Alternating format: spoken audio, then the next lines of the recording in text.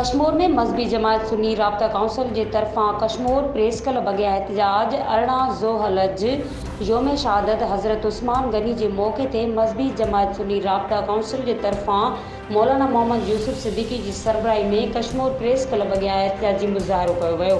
उन मौके ते मुज़ाहिरीन ॻाल्हाईंदे चयो त 18 ज़ोहलज कोई आम ॾींहुं नाहे, ही तमाम अहम ॾींहुं आहे। 18 ज़ोहलज ते हज़रत उस्मान गनी रज़ी अल्लाह तआला खे शहीद कियो वियो हो।